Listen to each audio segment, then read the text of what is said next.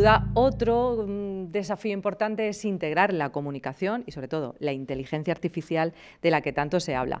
Saludamos a Mónica Deza. Actualmente, Deza es pionera en el campo de la comunicación y la tecnología, consejera delegada de la consultora Bendit, con una importante vertical en el sector de salud. Ha sido elegida una de las 100 mujeres más influyentes de España durante 3 años consecutivos en las categorías de alta dirección e innovación y de las 100 directivas más influyentes en redes sociales. Es doctoranda en comunicación y salud y consejera en varias empresas del sector sanitario. Hola, querida Mónica, amiga.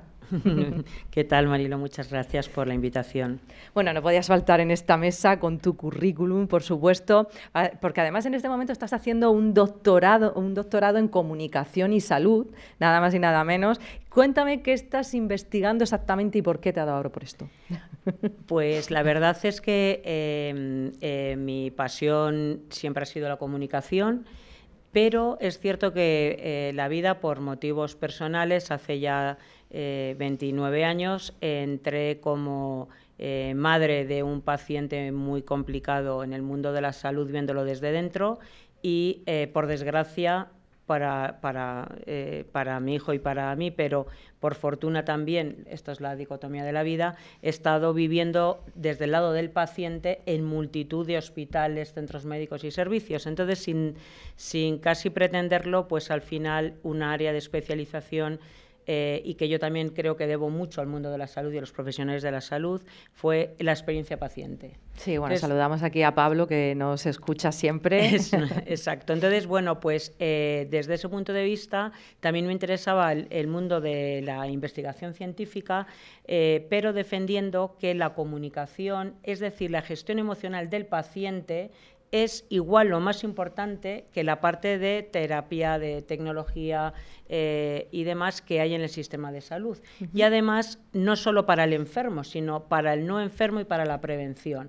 De ahí vino que la idea, que espero poder culminar con éxito, porque me he metido en otro mundo. En el mundo, ahora, el mundo emprendiendo en salud. En el mundo científico, cómo la comunicación es un agente de salud social desde una perspectiva tecnológica, que ahí es donde entra la inteligencia artificial generativa. Uh-huh. Bueno, pues hablando de eso, bueno, ya nos has contado esa relación entre los dos mundos, la comunicación y la salud, pero has sido asesora de una de las compañías americanas más potentes en el desarrollo de inteligencia artificial. ¿Cómo crees que va a afectar y está afectando ya en el mundo de la salud, Mónica? Está afectando ya, como bien dices, bueno, tuve la verdad que la suerte de entrar a asesorar a Ipisoft, que es una de las compañías que fue muy pionera en desarrollar agentes virtuales de salud, que básicamente lo que hacen es casi lo mismo que puede hacer un humano. Entonces, ahí lo que estuvimos analizando es que, sobre todo paciente crónico, el esfuerzo cognitivo de un paciente crónico, cuando ya no está en un centro médico o en un hospital, sino que está en su casa y tiene que valorar cuáles son sus constantes vitales, a qué hora le toca una medicación, qué medicación interactúa con otra, si tengo que pedir cita con mi médico o no, si es... Eso es un esfuerzo cognitivo que además es exponencial, con lo cual ellos desarrollaron un agente virtual de salud que con lenguaje natural podía interactuar con este paciente. Uh-huh. Sobre todo esto es importante, pensemos en pacientes mayores, donde no son nativos digitales y no se manejan bien con dispositivos tecnológicos, reduciendo en un porcentaje altísimo ese esfuerzo cognitivo y además... otras áreas tan importantes como puede ser el estrés o el miedo, que son dos emociones muy importantes en el mundo de la salud. Cuando llegó el COVID, además, este agente virtual hizo las funciones de triaje en algunas áreas, tanto en este caso en India uh-huh. Como en Estados Unidos, y teniendo un porcentaje de error inferior a lo que es un triaje humano. Wow. Uh-huh. O sea que, bueno, el camino está por recorrer, es solo un ejemplo. ¿Hacia dónde crees que podemos acabar yendo? Bien, esto es una opinión personal porque estamos, no es mañana, está aquí ya hoy, estamos no solo para la salud, sino en general para todos nosotros en un momento que es casi diría que como la invención del fuego. Porque por primera vez, la inteligencia artificial tiene la capacidad de salir de las pantallas. Gracias, por ejemplo, Nvidia presentaba a la compañía que hace los chips presentó Blackwell, la plataforma que une la robótica con la inteligencia artificial generativa, con lo cual, por ejemplo, ahora tenemos un robot Da Vinci en una intervención quirúrgica, pero necesita detrás un humano que lo maneje. Pero imaginemos que en breve vamos a tener estructuras robóticas que cuentan con un cerebro de inteligencia artificial generativa, donde van a estar diseñados ex professo para desempeñar determinadas tareas, que van a hacerlo mucho mejor en un momento dado que puede hacerlo un humano. Entonces, yo creo que en el mundo de la salud hay mucha aplicación, por ejemplo, en diagnóstico por la imagen. Claro, en triajes, tú ahora mismo depende de la experiencia de un médico que ante unos síntomas determine y diagnostique una enfermedad o una situación clínica, pero tiene su experiencia. Una máquina que cuenta con miles de millones de datos y de casos, bueno, la velocidad que trabaja. Lo único que yo sí creo que lo comentabais antes en el tema de la importancia de la ética y la importancia también de que guardemos un rol para nosotros, ¿no? Para que esa última milla siempre tengamos el control nuestra, ¿no? Humano, porque a veces da... ahora entramos en un contexto donde ya no es, digamos, la máquina no es sigo una ruta porque eso lo puedo cambiar, sino que aprende por uso y el uso ya no lo puedes cambiar, ya es, digamos, va aprendiendo por sí misma. Entonces, en salud yo creo que tenemos mucho camino por recorrer y luego, si me lo permites, quería también un tema de innovación que no es tan avanzado, pero sí, que es a veces asociativo, que es utilizar tecnologías que ya existen, pero de una manera distinta. Y hay, por ejemplo, un caso que le han dado el primer premio a España al Grupo Recoleta Salud, el mejor programa de experiencia paciente 2023, ha sido en la España despoblada y envejecida, crear en una provincia como Zamora unos dispositivos que es una tablet, un wearable, pero diseñado para mayores de 55 años, que previenen el ictus a través de la prevención de la fibrilación auricular. Y llevan más de 37.000 mediciones y bastantes miles de prevención en vidas, ¿no? Entonces, eso me parece que es muy bonito. Toda la gente que trabajamos en salud tenemos un retorno que es muy emocional en cuanto a que lo que hacemos contribuye un poquito a que la gente viva más y mejor, ¿no? Desde luego, la España despoblada, tenemos ahí ese reto, pero también en la salud mental, ¿verdad, Mónica? Sí, la salud mental, por eso a nosotros el tema de la gestión emocional de los pacientes nos parece que debería estar ya incluida en los protocolos, y la salud mental ahora mismo es muy preocupante, especialmente en generaciones jóvenes, donde se están dando unos índices, por ejemplo, incluso de suicidio muy altos. Aquí creo que es otro campo donde hay mucho que poder desarrollar.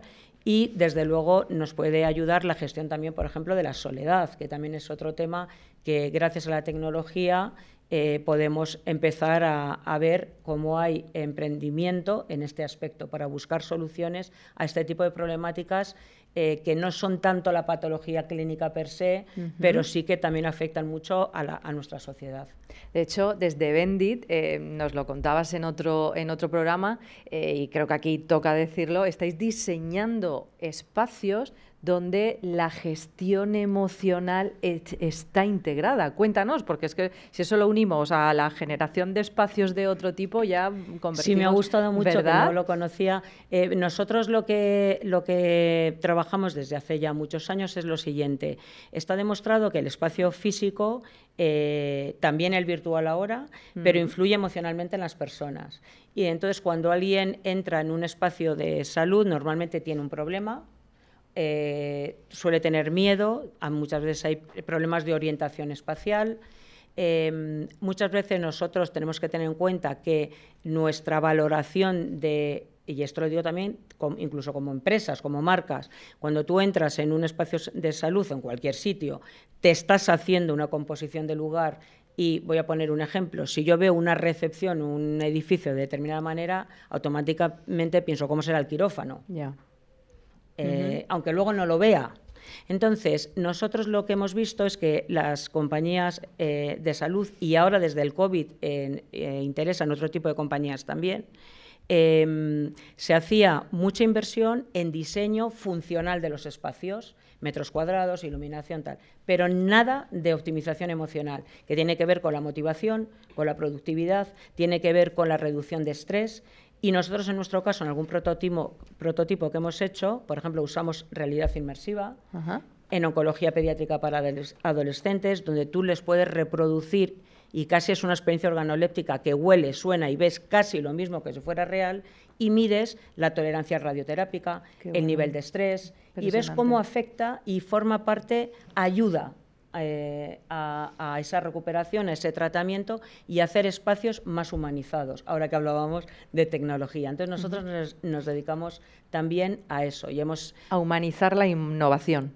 Sí, y aquí también dar las gracias a empresas que a veces no son tan conocidas, pero, por ejemplo, todo el Instituto Oncológico y el Hospital de Día en Valladolid, en el Hospital Recoletas Campo Grande, es muy gratificante cómo te hablan después el equipo de enfermería, el equipo oncológico y, sobre todo, los pacientes y sus familias.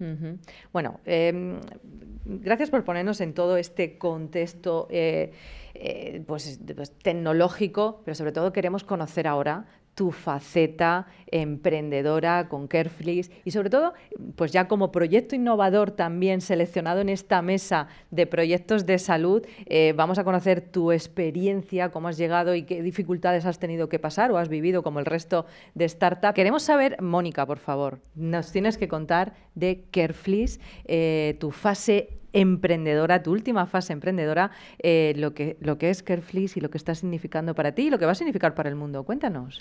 Muchas gracias. Pues aquí es otra fase donde también estoy aprendiendo mucho, a veces para bien y a veces para mal en el entorno del emprendimiento, pero básicamente es lo siguiente. Bueno, en un momento dado, por mi experiencia personal, en este caso como madre, me di cuenta que carecía de conocimientos una vez que un paciente tuyo está en casa, pero sigue necesitando una serie de cuidados que nadie nos forma en ello, ¿no? Entonces, en este caso, mi hijo mayor, que es el que es paciente de oncología, claro, en ese momento él solo podía consumir contenidos audiovisuales porque estaba tetrapléjico debido a un tumor cerebral. Y, pues en un momento dado yo era su cuidadora principal en el hogar y en un día concreto no me acordaba bien de cómo me explicaron en el hospital de aplicarle un tratamiento y me equivoqué. Entonces, él en ese momento me dijo, ojalá existiera Careflix. Y yo le pregunté, ¿qué es Careflix? Y me dijo, pues una plataforma como es un Netflix o un HBO, pero que estuviera dedicada a gente como tú, que cuidas de gente como yo. Entonces, realmente eso fue el impulso vital que me llevó a invertir yo y creé la plataforma. Nos dieron el primer premio a mi hijo y a mí, la mejor idea de tecnología y salud 2023 de la Fundación FENIN, y pude aunar todo mi expertise de 30 años en el mundo de la comunicación audiovisual. Me di cuenta que los contenidos médicos preventivos y también para aquellas personas que son, por ejemplo, cuidadores, no hay, y además tenemos en redes sociales mucho contenido, pero con un problema muy, muy grande, que es la distinción entre qué es fake y que no. Entonces, en Careflix, la plataforma, contenido está rigurosamente testado, y también tenemos el objetivo de que al menos el 50% de las personas que trabajen en la startup sean personas discapacitadas, como es el fundador. Con lo cual ahí unimos esas dos partes. Estamos en el punto de sacar 2 proyectos pilotos a la luz, vale. Uno dirigido a salud mental y el otro a cuidadores. Cuidadores tanto en el hogar como también nos hemos dado cuenta que estamos en un país muy envejecido, hay una población que necesita de cuidados y muchas veces no hay una sintonía entre aquellas personas mayores que o bien están en una residencia pero luego están con las familias, o bien aquellas familias que no tienen acceso a estos cuidados. Entonces, estamos en esta fase donde queremos sacar estos 2 proyectos piloto y también en breve, que ya hemos estado hablando con Miguel, para que a través de Campus 360 nos van a ayudar a mapear el tema de financiación, que ya estamos en ese momento. Estáis en fase también de ronda, así es que, pues eso, me gusta aquí decirlo, inversores que nos siguen, oportunidades de la mesa de hoy para invertir, Careflis, el proyecto precioso de Pablo y Mónica, ese Netflix del emprendimiento, que terminamos con ese minuto de oro de resumen, ese, pues bueno, consejo para los oyentes, para la gente que nos sigue, que pueda estar viviendo un momento similar. Mónica Deza. Pues yo lo primero, agradecerte a ti, Marilo, y a todos los presentes, porque hoy he aprendido muchísimo estando aquí con vosotros. En el sector de salud, además, veo que tienes que estar aprendiendo todos los días.